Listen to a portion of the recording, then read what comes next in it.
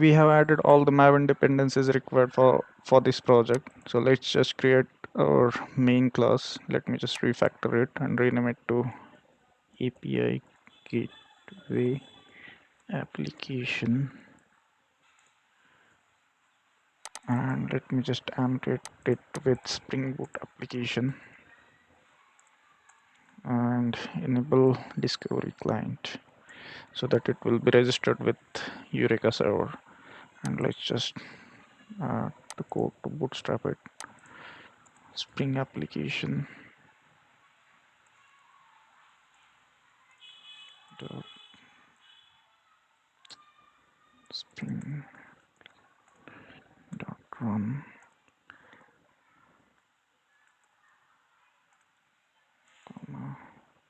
args.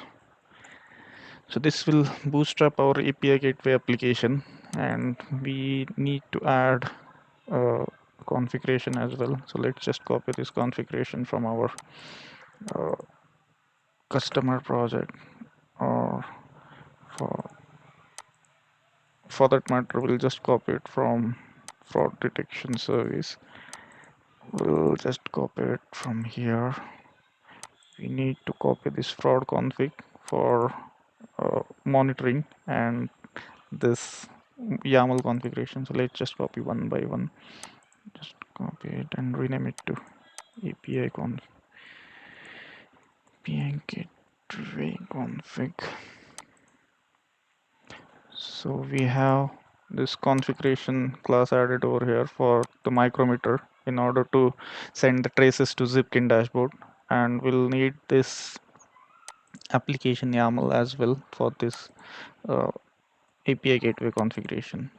So let's just change this port number to 8084. Let's just rename it to API/gateway. And then we don't need this data source configuration, as we don't need database for this particular service. We need this Zipkin, and below Zipkin we need to add a configuration for cloud API gateway. So I will tell you what this configuration is. So this particular configuration is basically for this gateway routing purpose. So uh, whatever requests are basically coming to our customer service will be routed through uh, this URI basically.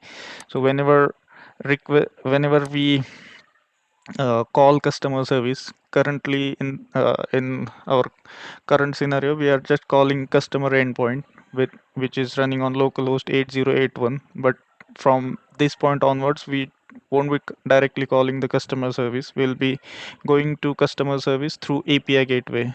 So API gateway will do that routing for us. So API gateway needs load balancer URL for the customer service, or will take care of the registration part. So this is all about coding part for this particular API gateway implementation. In our next lecture we'll see the demo of it.